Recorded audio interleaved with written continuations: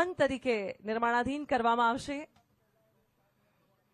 વિધિવત રીતે સિંદૂરનું આ બાળ વૃક્ષ અહીંયા રોપીને અહીંયા એક શરૂઆત થવા જઈ રહી છે એક એવા અભિયાનની જે ફક્ત અમદાવાદ માટે નહીં, અમદાવાદીઓ માટે નહીં, પણ સમસ્ત પર્યાવરણ માટે, માનવજાત માટે અત્યંત જરૂરી અને પ્રેરણાદાયી છે।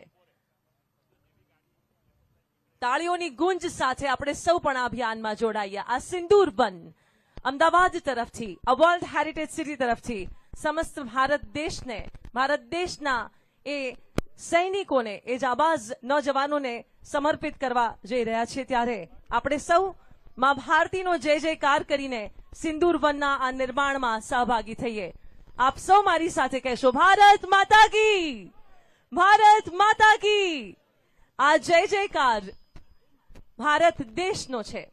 સિંદૂર વન અહીંયા જેનું નિર્માણ કરવું, આ માર્ગદર્શન, આ પ્રેરણા માનનીય મુખ્યમંત્રીશ્રીની અને વિશ્વ પર્યાવરણ દિવસ નિમિત્તે પર્યાવરણની સાથે સાથે ભારત દેશની એકતા અને અખંડિતતાને પણ સમર્પણ આપીએ છીએ।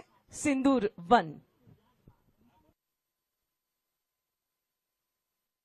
સમાચારની ગતિવિધિઓને વધુ જાણવા માટે અમારી નરોડા પાટિયા ન્યૂઝ ચેનલને લાઇક, સબસ્ક્રાઇબ અને બેલ આઇકન જરૂરથી દબાવો।